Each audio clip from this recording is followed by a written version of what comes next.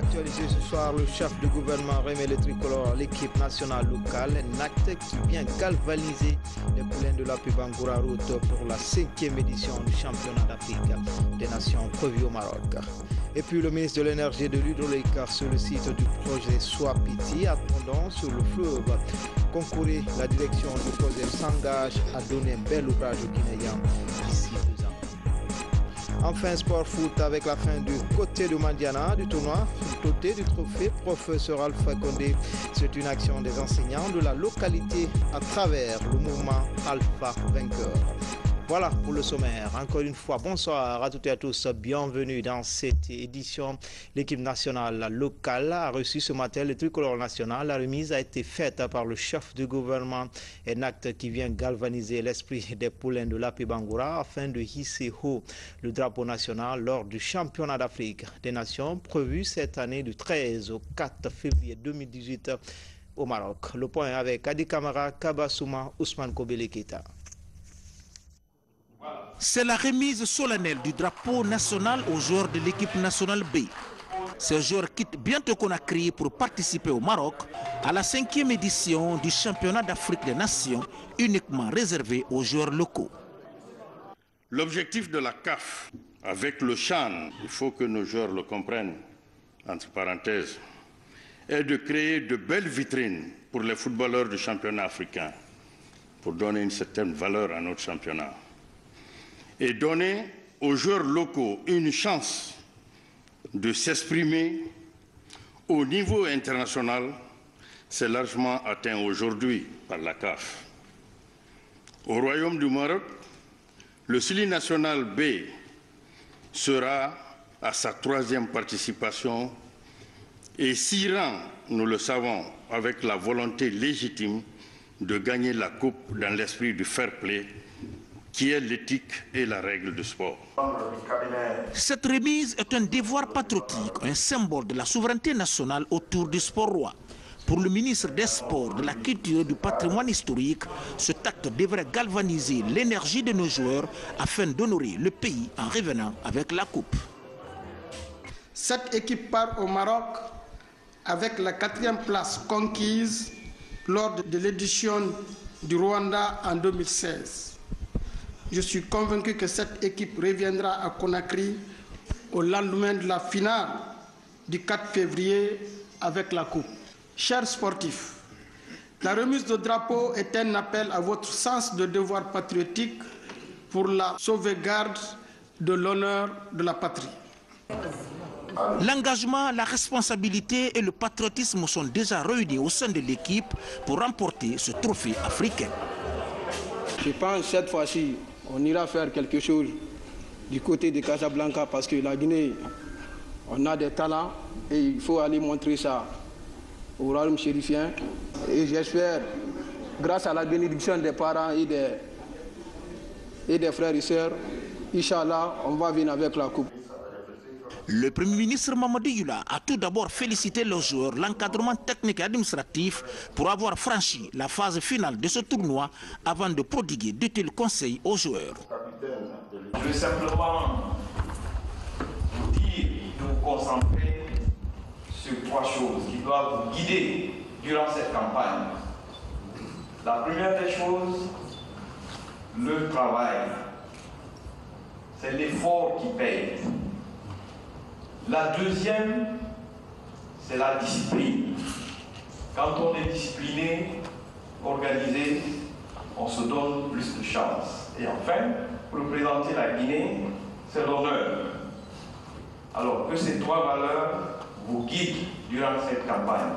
Au nom de son Excellence, Monsieur le Président de la République, premier magistrat de ce pays, premier supporter de l'équipe nationale et donc premier femme. Voilà, je remets le drapeau à votre capitaine et à son co-capitaine pour vous dire que la Guinée vous regarde et compte sur vous.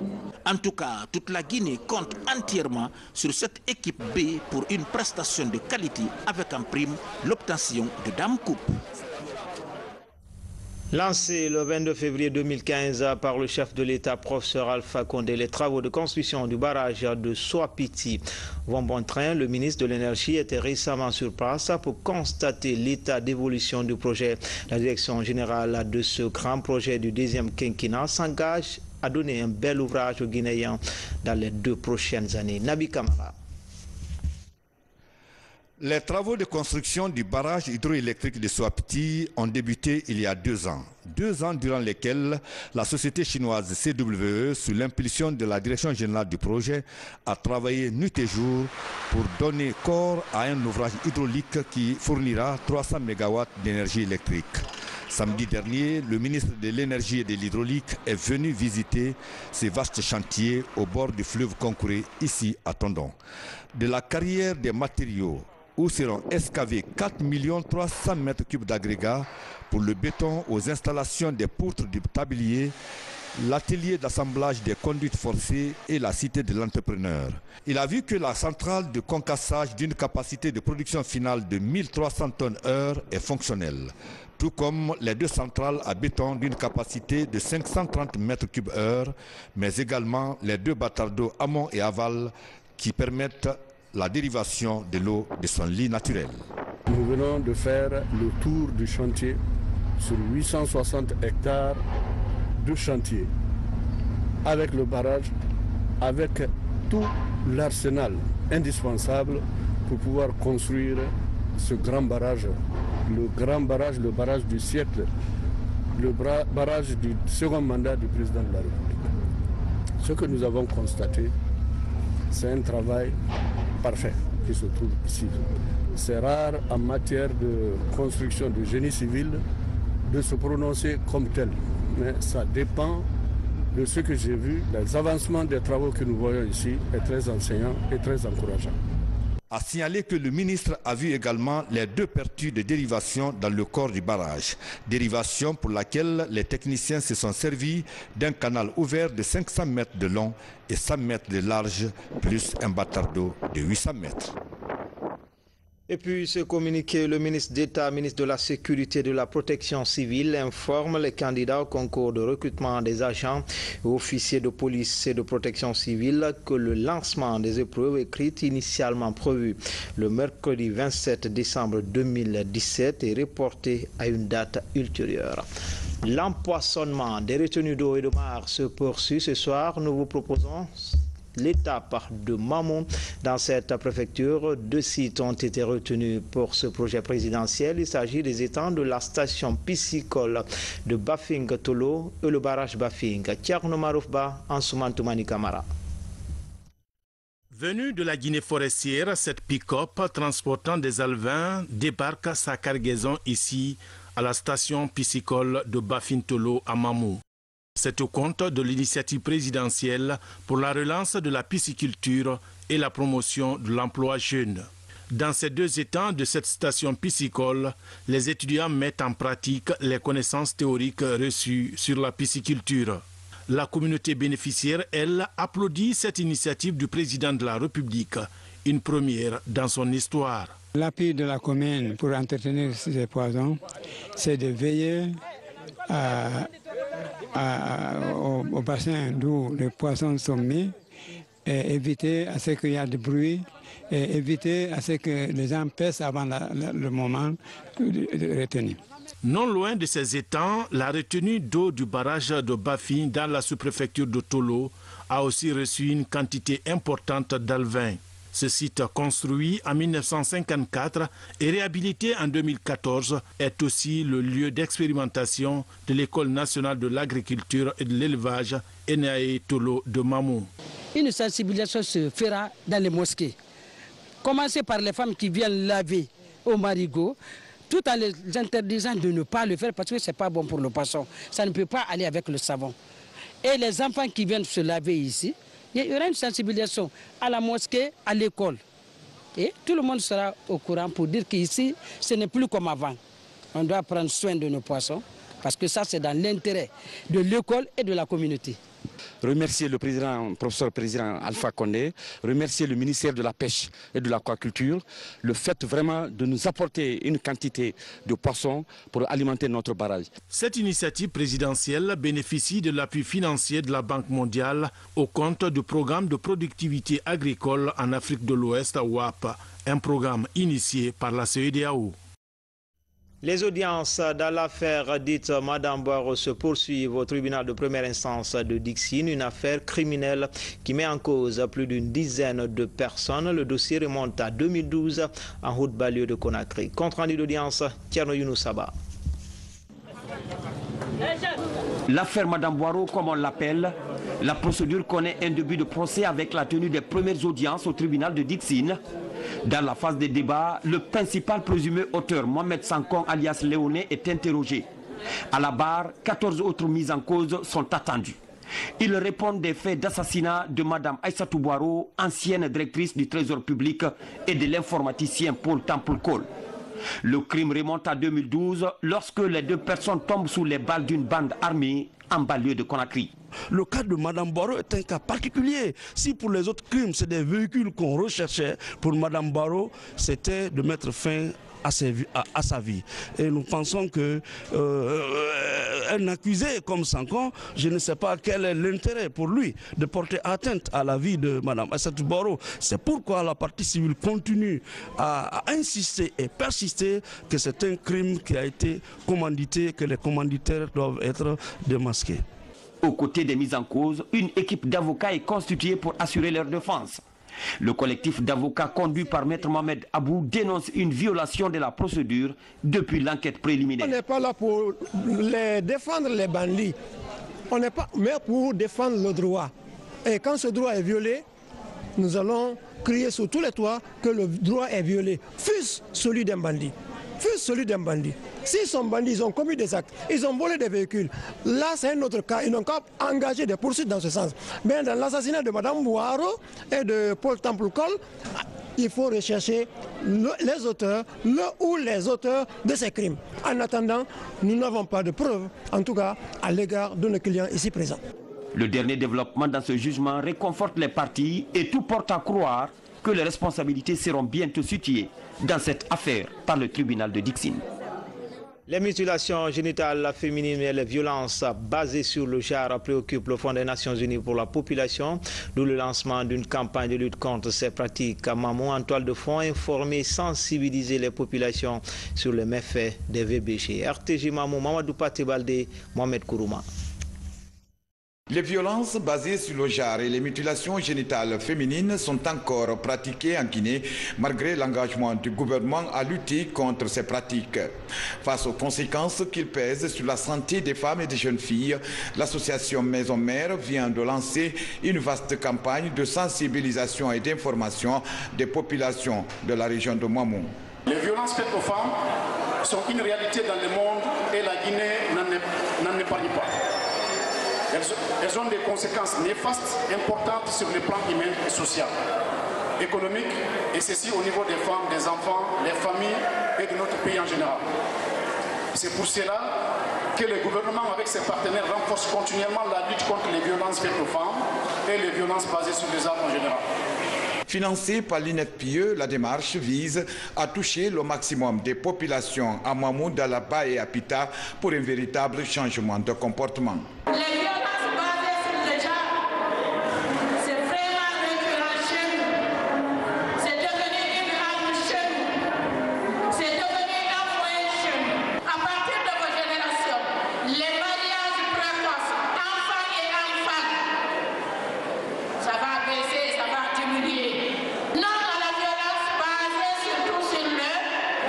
La gendarmerie ou la police, nous constituons des appuis pour les agents chargés pour la protection des femmes par rapport aux violences basées à leur rencontre. En même temps, la protection des enfants. Déjà, des équipes d'animation sont en route, munies de boîtes à images, affiches, banderoles et de dépliants pour une opération réussie dans cette campagne d'envergure sur les mutilations génitales féminines et les violences basées sur le genre dans la région de Mamou. Je vous invite à à observer le sérieux et la disponibilité afin d'accorder le maximum d'intérêt à la sensibilisation pour qu'au sortir de cette rencontre, vous soyez largement outillés, vos compétences renforcées dans la perspective d'un meilleur accomplissement de votre mission sur le terrain. En prélude à cette campagne, l'ONG Maison Mère a déjà formé les animateurs sur la gestion axée sur les résultats, la gestion administrative et financière propre aux collectivités locales du pays et sur les enjeux de cette campagne. La hiérarchie militaire renforce les capacités opérationnelles des unités de l'armée. C'est dans cette optique qu'un stage de formation de la 3e promotion du certificat technique numéro 1 armes blindées a été organisé. La formation a duré 9 mois et a regroupé 105 stagiaires. Sergent-chef Lamine Sanakamara, il est correspondant de la presse militaire. Le maillon central de la réforme du secteur de sécurité est la formation, car elle a permis à l'armée guinéenne de retrouver sa place sur l'échiquier international. C'est pourquoi la hiérarchie militaire met les bouchées doubles pour la qualification de l'armée. En témoigne cette cérémonie de remise du certificat technique numéro 1 armes blindées. Cette formation, 3e du genre, a regroupé 105 stagiaires. Pour atteindre cet objectif, le centre d'instruction des blindés a mis en place un programme basé sur 3 volets. Des cours de spécialité tels que la tactique blindée, la connaissance du char T-55, le BRDM, le BTR, l'exploitation, des cours interarmes tels que le DIH, la topographie, l'armement, des cours de culture générale tels l'instruction civique afin de faire de nos soldats de meilleurs citoyens. Il aura fallu à ces apprenants 9 mois d'efforts physiques et intellectuels, parfois dans des conditions météorologiques contraignantes, pour atteindre leur objectif. Des efforts magnifiés par le commandant du bataillon spécial des blindés.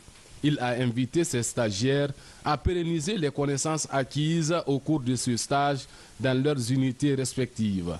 Le laborieux travail accompli par les stagiaires et l'encadrement du CIB est la matérialisation de 2 objectifs fixés par le président de la République, commandant en chef des forces armées guinéennes, à savoir le renforcement des capacités opérationnelles des forces armées guinéennes et la mise à niveau permanente des soldats. C'est pourquoi je voudrais profiter du moment pour remercier sincèrement la haute hiérarchie militaire qui donne corps à la réforme sectorielle de la défense. Aussi, le choix du BSB pour la formation des stagiaires est une marque d'estime pour laquelle je vous témoigne toute ma reconnaissance. Les connaissances acquises par ces récipiendaires leur permettent de devenir chefs d'équipage. Le centre d'instruction des blindés, depuis sa création, a formé 62 stagiaires en formation initiale armes blindées et cavalerie, 152 stagiaires du niveau chef d'équipage et 302 sous-officiers d'actifs du niveau CT2, ce qui fait un total de 516 stagiaires formés à nos jours. À Boké, éleveurs et vendeurs de bétail se frottent les mains. Un marché à bétail vient d'être construit grâce à la compagnie des bauxites de Guinée avec des installations modernes pour abriter les animaux. Ce nouveau site va contribuer à développer l'élevage. Un engagement communautaire qui s'est traduit aussi dans la construction d'un siège d'une mairie et d'une école. Reportage Thiernos Mandialo. Boké est l'une des régions du pays où la pratique de l'élevage est développée. Mais un déficit entrave l'essor du secteur dans la zone, le manque d'infrastructures adaptées pour la commercialisation. En construire était un des points clés du programme de développement local de la commune urbaine pour créer un cadre idéal de rencontre entre éleveurs, commerçants et bouchers. L'infrastructure est aujourd'hui réalisée grâce à un financement de la compagnie des bauxites de Guinée. Sur la nationale Boké-Gawal, les clés du premier marché à bétail moderne sont remises à la communauté. À Binti-Moudia, une des sous-préfectures de Boké, l'une des préoccupations de la communauté était la construction d'un siège de la mairie. C'est aussi désormais chose faite avec la CBG dans le cadre de la réalisation de ces projets sociaux pour soutenir les communautés riveraines et entretenir un climat de bon voisinage.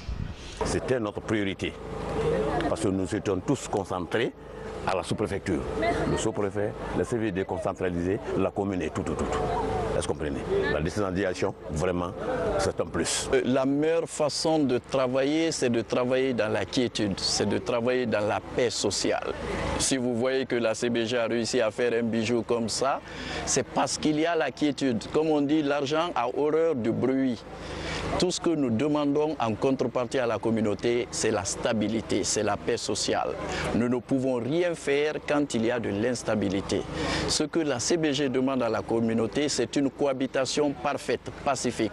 Cette année, ce sont plus de 600 000 $ qui ont été investis dans la construction d'infrastructures à caractère social dans les préfectures où évolue la CBG, comme à Gawala. Ici, la rénovation et la clôture du lycée Alpha Yaya Diallo, construit en 1935, contribuent à revaloriser l'éducation. Autre secteur prioritaire dans les investissements communautaires. À Maouba, un district de Wendumbo, c'est une école qui est construite. À Kankan et à Mandiana, les infrastructures ont permis de changer la physionomie des villes. Mais ce qui polarise l'attention, c'est la qualité des travaux de la route Kankan-Mandiana sur une distance de 87 km. L'entreprise Guy Thérèse a réalisé 17 km. La qualité du travail réjouit les population qui souhaite voir la fin de ce vaste chantier de désenclavement lancé par le chef de l'État. Notre reporter Isidore Gonunanamou de Tunkarata séjourne dans la région. Voici son constat. Dans le Nabaya, de nouvelles infrastructures ont donné à la ville une touche particulière.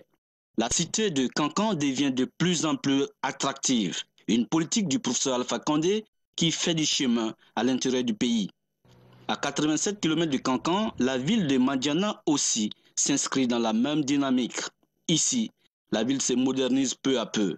Une véritable mutation qui soulage les populations. Mandiana vraiment s'est réjoui. Mandiana ne s'est pas trompé de choix parce que c'est ce que nous avons senti à lui. Toute la population se résigne derrière lui par rapport réellement à ses idées, à ses investissements, vraiment à ses bonnes initiatives pour le développement économique et social de ce pays. L'autre acte du chef de l'État qui retient l'attention des populations à Kankan et à Mandiana, c'est bien la qualité des premiers travaux de la route Kankan-Mandiana. Pour l'heure, seulement 18 sur les 87 km sont bitumés. Réalisés avec professionnalisme par l'entreprise Guité, cette petite partie de la route parle et fait parler d'elle. Avant l'avènement de la Troisième République, cette route était impraticable pendant l'hivernage. Nous remercions le chef de l'État pour ce qui est fait, car on n'est plus dans la boue. Des Kankan à Sanfina où s'arrêtent les premières prouesses de l'entreprise Guité sur ce tronçon, le voyageur est plus que jamais à l'aise. Mais après les 18 km, le reste du trajet est un véritable calvaire. Ce goudron est un grand soulagement pour nous les usagers. Tout ce que nous souhaitons, c'est de voir la partie poussiéreuse se réaliser comme les 18 km bitumés. Satisfaites de ces actions de désenclavement posées par le chef de l'État, les populations de Mandiana et de Kankan espèrent voir dans un bref délai l'entreprise Guité reprendre les travaux de cette route nationale et régionale pour le grand bonheur des usagers. On reste dans la région pour parler de sport foot avec la fin du tournoi doté du trophée professeur Alpha Condé du côté de Mandiana. C'est une initiative du corps enseignant de la localité à travers le mouvement Alpha Vainqueur. La finale de la compétition s'est jouée le week-end dernier en présence du ministre de l'Éducation nationale. Explication Abdul Karim Kamara. Mandiana affiche un nouveau visage. Depuis près de 2 ans, des infrastructures sociales de base y poussent comme des champignons. La ville en a bénéficié 14 à l'occasion des fêtes tournantes de l'indépendance. Une reconnaissance que témoignent les enseignants de la préfecture à l'égard de la Troisième République. Par l'organisation d'un tournoi de football, le mouvement Alpha le Vainqueur donne le ton de ce témoignage.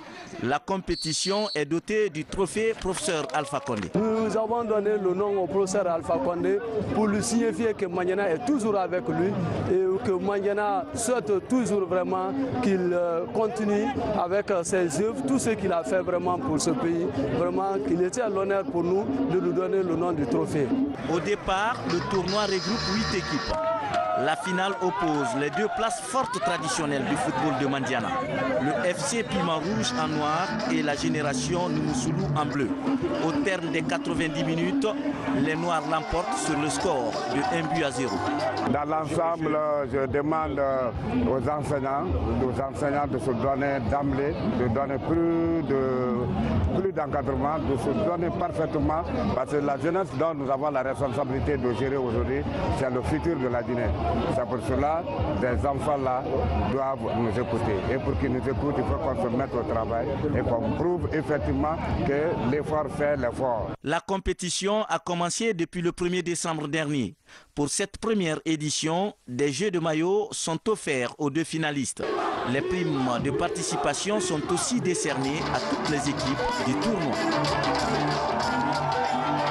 La diffusion des sélections de nos séquences fortes de l'année 2017 a été également marquée par des réaménagements. Au niveau de l'équipe gouvernementale, des départs et arrivées sont enregistrés pour une meilleure efficience de l'action du gouvernement Yula. Retour sur les intentions des promus dans ce best-of de la rédaction.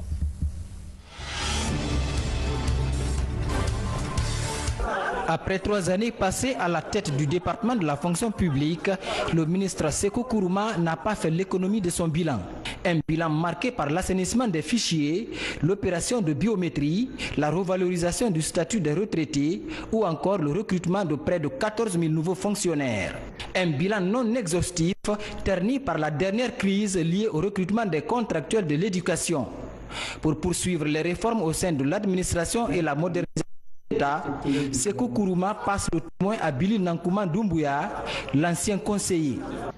J'exhorte chacun de nous à donner le meilleur de lui-même et à apporter une contribution significative à l'édification de l'œuvre commune, à travers l'instauration et le développement d'un esprit d'équipe, de partage, de cohésion et d'entente pour une synergie et une complémentarité. Au ministère de l'Environnement, Christine Sagno est comptable de 13 mois de gestion. Dans un secteur où tout apparaît prioritaire, la nouvelle ministre mise sur des projets tangibles. Comme par le passé, il porte entre autres sur la restauration du couvert végétal et la protection des écosystèmes. La promotion de la bonne gouvernance environnementale, le suivi de la mise en œuvre des accords multilatéraux sur l'environnement, la gestion durable des ressources naturelles et l'amélioration du cadre de vie des populations sont des défis majeurs à relever. Après 4 ans et demi passés à la tête du département de l'action sociale, Sanaba Kaba passe le témoin à Mariama Silla. Madame Djabi Hadja Mariama Silla compte intensifier les efforts dans la lutte contre les pratiques qui freinent l'épanouissement des couches vulnérables.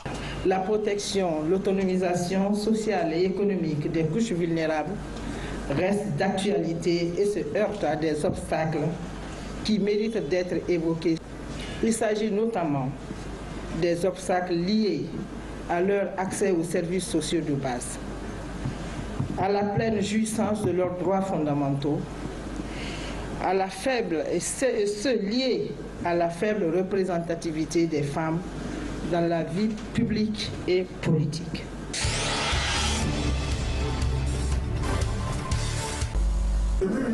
Ibrahim Khalil Konaté vient à la tête de ce département à un moment où le secteur traverse une crise liée à la grève des enseignants qui a paralysé le système éducatif guinéen pendant plus de 3 semaines. Je m'emploierai de tout mon vœu à faire de notre système éducatif un modèle de réussite et d'inspiration. Pour ce faire, je prendrai en compte la demande sociale de toutes les couches laborieuses de mon pays.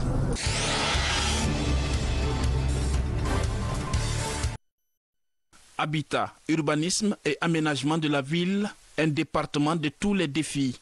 Pour les relever, l'ancien ministre de l'enseignement préuniversitaire a la confiance du chef de l'État. Le ministre Kourouma mesure déjà l'immensité de la tâche. Mais pour lui, la priorité des priorités sera d'abord la récupération des domaines de l'État avant d'engager une lutte sans merci contre les constructions anarchiques. Le ministère de la Ville et de l'Aménagement du territoire a besoin de réformes. Nous avons la responsabilité d'offrir à nos compatriotes un cadre de vie décent, en adéquation avec un monde dynamique où l'installation des hommes dans des zones déterminées est souvent un casse-tête. Désormais à la tête de la diplomatie guinéenne, Mamadi Touré, ce diplomate de carrière, remplace Adjama Kale Camara à ce poste depuis 20 mois. Le nouveau ministre Mamadi Touré entend ainsi poursuivre la dynamique impulsée par le chef de l'État, professeur Alpha Condé, à la diplomatie guinéenne. Je m'emploierai avec vigueur, rigueur, honneur et intégrité dans mes nouvelles fonctions à opérer le renouveau nécessaire de notre diplomatie en vue de mériter d'abord cette nomination et ensuite de conforter le retour effectif de la Guinée sur l'échiquier international. Après 20 mois à la tête du département des sports et de la culture, Siaka Bari a passé le témoin ce jeudi à Sanusi Bantamasso. Le ministre entrant, Sanusi Bantamasso, qui était jusque-là le ministre conseiller du chef de l'État, a demandé d'accorder 1 minute de silence aux victimes de l'éboulement de Dar Salam, un événement qui s'est produit au même moment que sa nomination. Bantamasso a ensuite remercié le chef de l'État, le professeur Alpha Condé, pour la confiance renouvelée en sa personne pour diriger les destinées du sport et de la culture guinéenne. Je m'engage à nous renouveler ma fidélité et ma constance. Je voudrais mériter cette confiance renouvelée pour diriger ce département comme un stratégique de la vie sportive, culturelle, sociopolitique, économique de notre pays. Jour pour jour, 44 mois se sont écoulés depuis la nomination en 2014 de Jacqueline Marthe Sultan à la tête du département stratégique de l'agriculture. Cumulativement à son poste de ministre d'État, secrétaire général de la présidence de la République, Nabi Youssouf Kiridi Bangoura assume aussi la fonction de ministre de l'Agriculture par intérim. Rattaché à la présidence, la coordination des actions de sécurité alimentaire est à la croisée des chemins. Nous sommes à 3 mois de la fin de l'année budgétaire. L'effort doit être concentré sur la clôture de la campagne agricole, la préparation des récoltes et l'organisation de la journée agricole, programmée par M. le Président de la République. Enfin, suite au décès de Passy Bamba Mansaré, correspondant régional de l'agence guinéenne de presse et coordinateur de la CONASOC dans la région administrative de Farana, décès survenu le lundi 25 décembre 2017 à Conakry des suites de maladies, la coalition nationale des organisations de la société civile guinéenne informe que les obsèques seront organisées de la façon suivante. 1. La levée du corps est prévue à Conakry à la morgue de l'hôpital Ignace Dine le mercredi 27 décembre 2017 à 5 h du matin. 2. Un symposium à son honneur sera organisé à Farana le même jour. 3. L'enterrement est prévu à Kissidougou le même jour. Que son âme repose en paix. Amen. C'était tout pour ce soir. Grand a été le plaisir pour moi de vous servir. À demain, même heure, même chaîne, avec toujours le même plaisir.